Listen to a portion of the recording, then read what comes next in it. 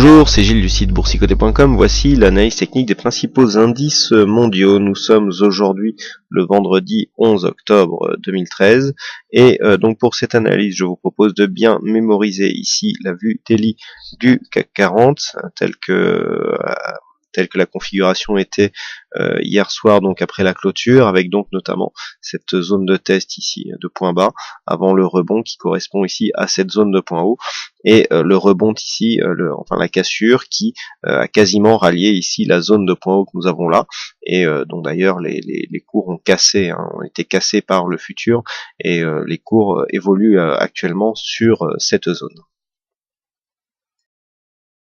Et nous commençons donc par l'indice allemand avec une différence qui d'emblée saute aux yeux, puisque alors que je vous faisais remarquer ici la cassure sur la phase de consolidation et donc l'objectif par rapport au point haut, eh bien nous pouvons constater que le DAX est nettement en retard par rapport à son homologue français, et donc nous avons ici un rattrapage alors qui s'explique par l'avance qu'avait pris le DAX sur la phase de hausse et sur la première partie de la consolidation.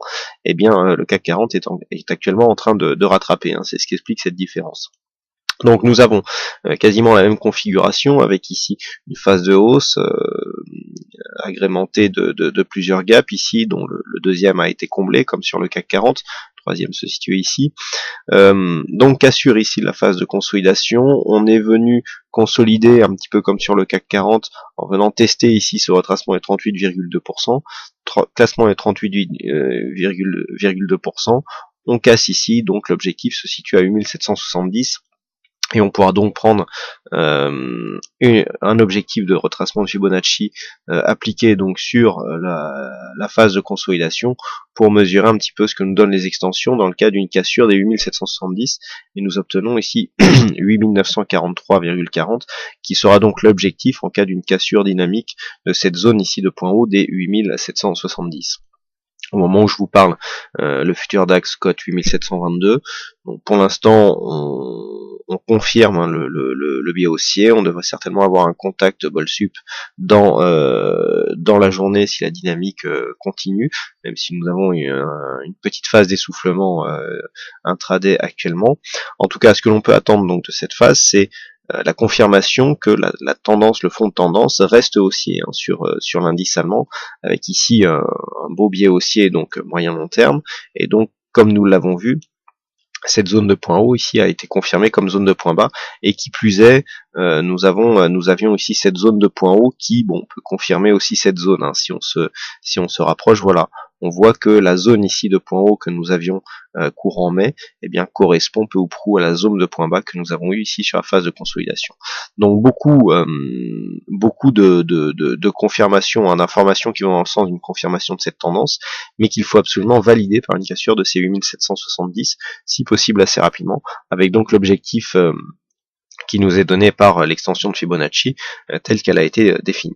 Du point de vue de la configuration technique, nous sommes toujours ici en phase plutôt baissière. On a invalidé ici, on a invalidé la continuité du signal baissier donc par rapport au stochastique. On a un retournement là aussi sur MACD. À noter que nous n'avons pas eu d'hésitation sur ce MACD qui est beaucoup plus lisible sur le DAX actuellement que ce qu'il l'est sur le CAC. Du point de vue des volumes, alors là on a un petit problème de lecture, voilà. Les volumes donc sont en hausse aussi par rapport aux précédentes séances, donc ce qui confère à cette phase de cassure ici une toute légitimité. Une cassure ici qui s'effectue sur une hausse des volumes, eh bien donne normalement un changement de tendance, et donc devrait lancer ici l'indice allemand sur un biais haussier qui peut continuer. Du point de vue de la volatilité, donc on est toujours dans une phase de hausse. Donc tous les éléments ici sont réunis pour nous donner une continuité haussière de cette tendance moyen long terme, mais qui devrait être confirmée par une cassure de cette zone des 8770. Pour l'instant, le point d'invalidation est relativement bas tant que l'on n'a pas cassé cette zone des 8770. Par contre, dans le cas d'une cassure, ça sera le point bas ici de cette bougie du 9 octobre qui deviendra point d'invalidation, à savoir 8489,62. On retiendra 8490 points. Sur le FTSE, la configuration est nettement moins bien orientée, puisque d'un point de vue court moyen terme, nous sommes ici dans une phase d'évolution plutôt neutre, avec ce semblant de diamant, hein, que nous avions expliqué la semaine dernière. Je vous avais dit qu'il n'était pas assez bien défini pour être tracé, et donc pour que les objectifs soient clairement établis. Toujours est-il que nous avons la confirmation d'un biais baissier, hein. Je vous avais dit qu'on attendait ici une cassure de cette zone de point bas qui se situe donc à 6391 de mémoire. Oui, 6386. Donc nous sommes ici, nous étions ici dans un trend, on avait une sortie mais qui n'a pas été confirmée, hein. On n'a pas réellement cassé le précédent point haut significatif. Il y a eu deux petites attaques ici et puis les cours sont repartis à la baisse. Donc là nous sommes toujours dans un biais baissier, hein, là où sur le CAC et même sur le DAX nous sommes sur une cassure de tendance. On peut bien s'apercevoir ici que si on trace la résistance de cette tendance court terme, nous n'avons pas du tout cassé, hein, cette phase de consolidation. Donc nous sommes dans une phase de continuité.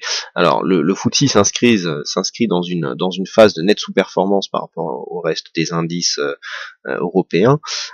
Ça s'explique déjà par le fait qu'il y a eu une forte hausse, hein, précédemment. Donc le FTSE a passé une phase de nette surperformance sur les autres indices européens, notamment sur la première partie de l'année et au printemps. Et donc il y a un effet de rattrapage négatif de cet indice par rapport maintenant aux autres. Toutefois, donc, ce que nous pouvons marquer, c'est que, alors que les autres indices sont en train de monter, eh bien, nous sommes toujours dans une phase baissière du point de vue court terme. Alors, c'est un peu embêtant. Nous avons ici des zones d'alerte qui commencent à approcher. Je veux bien sûr parler de ce support ici haussier moyen terme, hein, qui est un support de tendance assez significatif, hein, puisqu'on vient chercher ici des points bas jusqu'au courant 2011, et on est en train de s'approcher de cette zone, alors même que le biais ici est baissier, hein. On a ici des plus hauts qui sont de plus en plus bas, et on vient d'inscrire un nouveau plus bas ici sur ce début de tendance. Donc on a quand même des signaux baissiers du point de vue de la dynamique si l'on regarde les indicateurs. Alors nous avons eu une petite survente ici court terme, hein, avec un RSI qui était quasiment en zone de survente, le stochastique qui lui y était, petit retournement ici du MACD. Mais ce que l'on peut voir, c'est que sur le reste de la tendance, eh bien nous avons un biais qui est baissier, nous n'avons pas trop de surachat moyen terme, de survente moyen terme, donc il est possible que l'on vienne casser ici cette zone de support. Et donc pour valider, je dirais, même si on n'a pas de diamant clairement défini, mais on voit bien qu'on a un pattern baissier avec ici une phase d'élargissement et ici une phase de resserrement de laquelle les cours sont en train de sortir par le bas.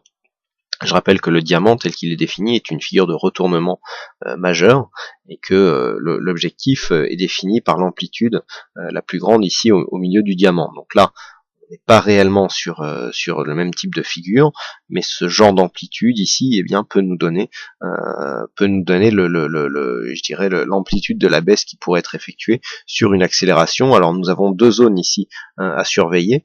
C'est premièrement donc cette zone de support oblique, hein, que je viens de vous définir ici dessinée en vert, et deuxièmement ce support ici des 6219,50 qui est un support intéressant puisque nous avions eu ici de multiples contacts sur cette zone, le support avait bien résisté, ensuite on avait eu cassure et puis finalement les cours s'étaient repris, mais là si on revenait à casser cette zone une seconde fois, l'accélération baissière pourra avoir lieu et nous donner des objectifs assez lointains, hein. Si on reporte ici par exemple cette amplitude sur la cassure du support vert, on obtient des phases de cotation qui nous ramèneraient ici sur ce niveau de point bas, hein, que nous avions en novembre 2012 aux alentours des 5600 points.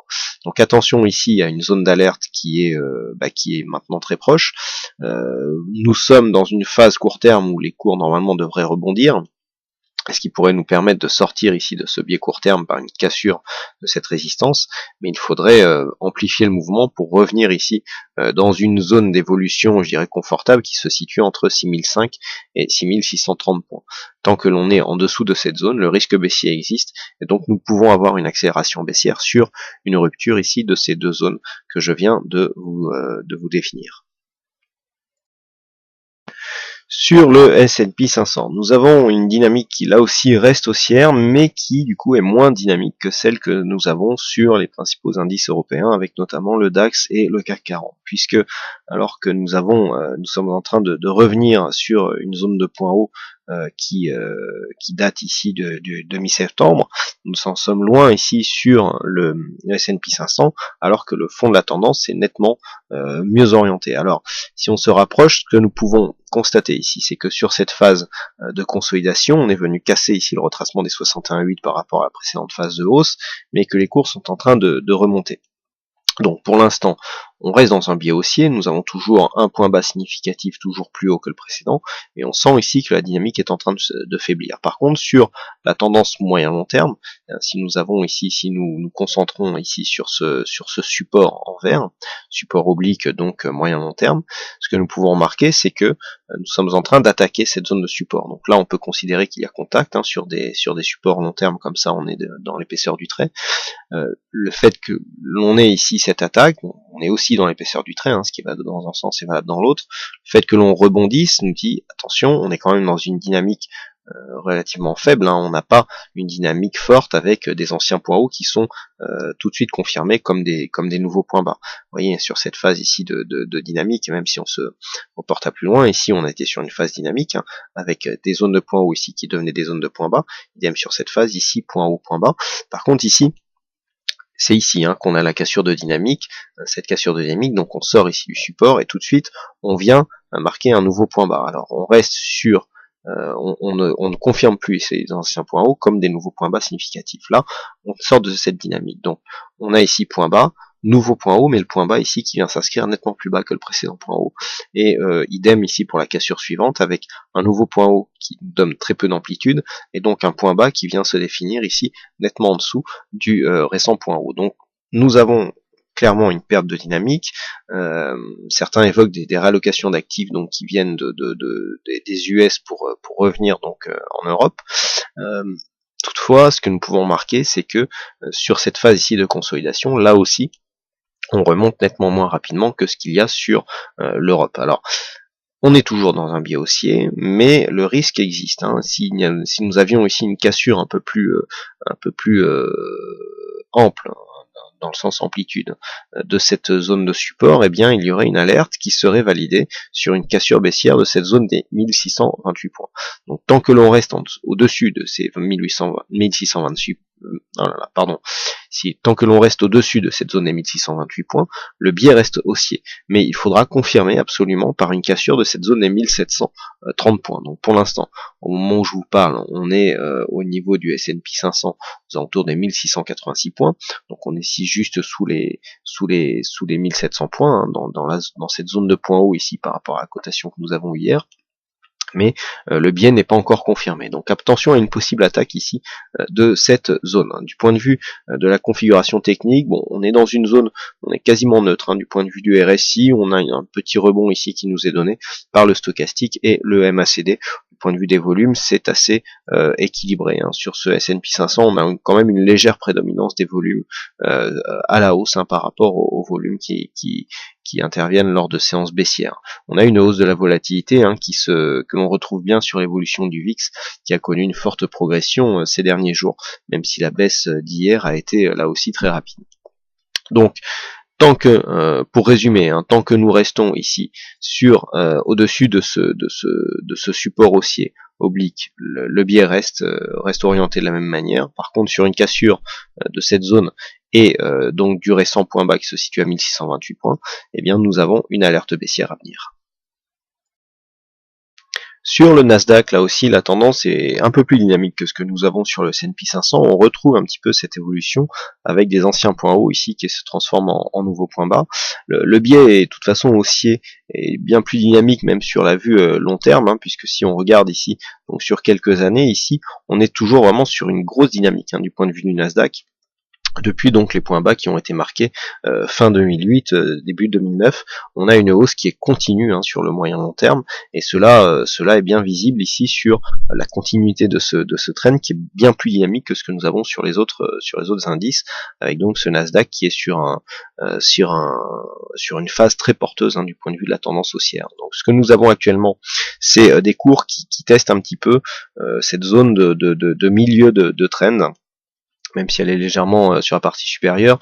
Ce que nous pouvons constater, c'est que en tout cas cette zone ici de point haut, qui était définie à 3143 points, eh bien nous a donné une zone de rebond, avec le rebond donc qui est intervenu hier soir là aussi sur une Nasdaq. Donc un peu comme sur les autres indices, on est dans une phase où il faudrait que le biais ici confirme, et la tendance, la continuité de tendance sera confirmée sur une cassure de cette zone des 3258 points.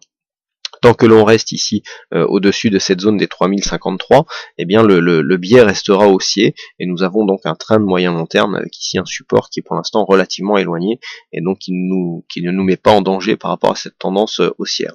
Du point de vue de la configuration technique, donc on est assez neutre, même légèrement baissier du point de vue du RSI. On est toujours sur un signal baissier du point de vue du stochastique, qui n'a pas été fermé. Par contre, nous avons un signal de retournement assez intéressant à jouer sur le MACD. Donc, par contre, au niveau de la volatilité, on commence à être au-dessus de la moyenne.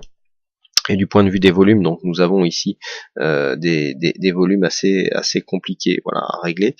On va passer, hop, voilà, donc là, voilà, on a quelque chose d'un peu plus visible. Donc là, du point de vue des volumes, ce que nous pouvons remarquer par contre, c'est que nous avons des volumes lors de séances baissières qui sont supérieurs aux volumes sur les histogrammes verts, donc par rapport aux tendances haussières, donc aux séances haussières. Donc attention ici à une possible phase de consolidation qui pourrait intervenir. Donc ici, on est sur une phase de rebond, dans une dynamique toujours haussière, mais qui a besoin d'être confirmée. Attention à cette évolution des volumes. Il commence à y avoir beaucoup de transactions sur les séances baissières, donc il faut rester vigilant. Donc les points à surveiller sont, comme je vous l'ai indiqué ici, 3053. On est toujours ici sur une continuité baissière, donc on ne sait pas si ce point bas serait significatif. Mais donc le point bas qui se situe entre les deux récents points hauts significatifs, eh bien c'est celui-ci, celui que nous avons sur cette bougie, qui est donc à 3053,26. Donc tant que l'on reste au-dessus de cette zone, le biais reste haussier, et de toute façon tant que l'on reste au-dessus de ce support ici en vert, la tendance moyen long terme est aussi confirmée à la hausse. Et enfin, nous terminons par le Nikkei, donc un Nikkei qui a du mal à revenir ici dans un biais haussier. On avait pourtant cassé ici cette résistance baissière sur un joli gap. On était venu confirmer ici la récente zone de point haut, donc objectif de sortie de biseau atteint par contact ici avec la zone de point haut précédent de biseau, et puis tout de suite on est redescendu. Alors on n'a pas réussi à tenir le flux, à savoir qu'on a cassé ici cette moyenne mobile 20 exponentielle, et on est tout de suite revenu chercher un contact avec la bande de Bollinger inférieure. Donc ça c'est plutôt embêtant pour la continuité de tendance. Toujours est-il que le gap qui a été inscrit ici sur la sortie de biseau a servi de support, puisque nous avons ici une zone de point bas qui se situe à 3748,70 et des plus bas ici à 3748,90. Donc on voit que, surtout quand on connaît l'amplitude du Nikkei, c'est cette zone de gap ici qui n'a pas été qui a été préservée, alors même que nous étions dans une belle dynamique baissière. Donc et je dirais que le message délivré par cette configuration est assez clair, à savoir ici la sortie de cette figure qui pour l'instant est totalement valide, avec donc ce contact qui a validé l'objectif, mais pour l'instant, malgré ce mouvement de baisse, pas d'invalidation de ce signal de sortie haussier. Donc pour l'instant, on est dans une phase d'évolution que l'on peut qualifier de stable du point de vue de la tendance moyen long terme. On est toujours dans un biais haussier. On a ici cette phase de consolidation qui est en train qui s'est terminée, mais qui n'a pas été confirmée comme une phase de retournement, puisque nous avons ici dynamique haussière, consolidation et donc sortie de cette zone de consolidation. Mais pour l'instant, la sortie de consolidation n'est pas relayée d'un point de vue dynamique. On est en train de sortir de la tendance au profit d'une évolution neutre. Et cette configuration sera valable tant que l'on ne dépassera pas ici cette zone 14808, 14817. Lorsque l'on ne cassera pas ici avec une certaine dynamique cette zone de résistance. Bon, pour l'instant, on est donc en attente d'une confirmation. La récente phase de hausse ici a été confirmée a été consolidé à 61,8%, donc ce qui confirme, je dirais, le manque de dynamique de cette tendance, et il faudrait vraiment revenir d'une manière assez forte sur cette zone pour confirmer le fond de la tendance. Du point de vue des indicateurs, on est quand même pas mal orienté, puisque même si le RSI reste neutre, on a un retournement ici avec un pré-signal sur le stochastique qui est relayé par le MACD, hein, avec un retournement assez clair. Bon, toujours une volatilité assez stable, hein, sur le Nikkei. On est sorti ici de cette phase de grosse volatilité qu'on avait eue durant l'été, et donc une volatilité assez stable. Donc pour l'instant, nous sommes dans l'attente, la tendance, le fond de tendance reste orienté à la hausse, même si on a clairement une baisse de dynamique, avec une phase de stabilisation, mais une hausse qui pourrait être réactivée ici sur un dépassement de cette zone des 14 800. Par contre, un dépassement, donc une cassure à la baisse de cette zone ici est 13 188 points, eh bien invaliderait ce scénario et nous placerait dans un biais qui pourrait devenir baissier et même s'accélérer. Voilà donc ce que nous pouvons dire sur l'analyse de ces principaux indices mondiaux. Il ne me reste plus qu'à vous souhaiter à toutes et à tous une bonne séance, bonne chance dans vos prochains trades, et on se retrouve donc dès ce soir pour toutes les autres analyses techniques du site boursicoté.com. Bonne séance à tous.